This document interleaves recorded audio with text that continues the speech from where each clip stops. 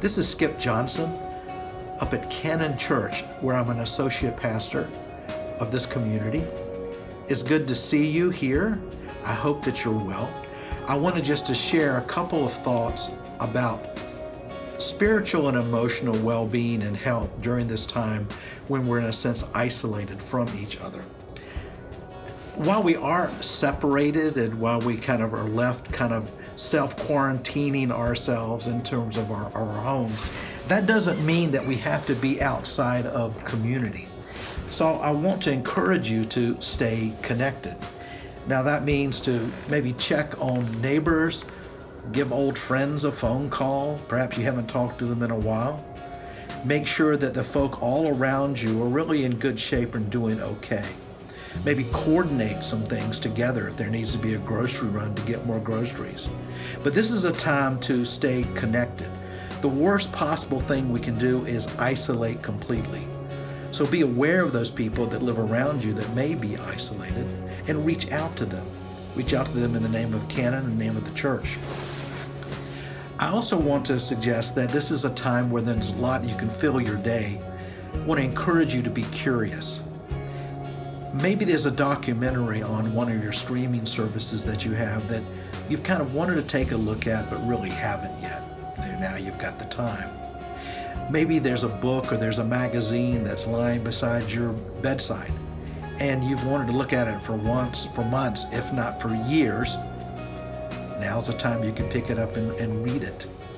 What's real important during this time is to have a routine. Move through a routine in terms of getting up, getting yourself ready for the day, moving through the day. That's going to be especially important for the kids. Maybe this is a time to create a play date on the phone for the kids to call their friends, or if you've got Zoom or you've got FaceTime on your phone, a way they can be connected to other people as well and not feel isolated. Meals ought to be together. Certainly have a meal together every day so you can check in, listen to questions that other people in your family have and answer those as best you can. I especially want to encourage you not to keep the news channels on 24/7. The news is going to be repeated over and over and over again. I would really suggest that you just turn off the set maybe a couple times a day, check at a certain, top of the hour, anything you might need to know. But the news is in the business of creating reactivity among the people that watch it. And so it's just going to get us more anxious if it's on all the time. I also want to encourage you to take some private time, or perhaps time as a couple, for prayer, to read some scripture, to meditate on what God is teaching all of us during this time when we're separate. The reality is we are all in the midst of a temporary time of exile. It's not going to last forever. It's going to end. While I don't know the date, I don't have the date on my calendar, God has that date. We'll all gather back again in church. We'll be singing, things will get back. But it will probably be a new normal, even more exciting, maybe more creative in terms of what God's going to show us. Anything else I wanted to say? Right. Think about chores you might have at the house you've been putting off. Go ahead and get the closets cleaned out. Maybe go down into the basement. Maybe the garage needs you to look into it. But there are ways to occupy ourselves. But especially, don't allow yourself simply to go silent, to get isolated.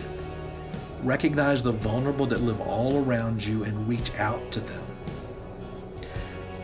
A last thing I think I would say, if you have ideas to get through this time that are working well for you or working well for someone you know, send those to me in an email and I'll read over them and I'll share those if we do these kind of things again.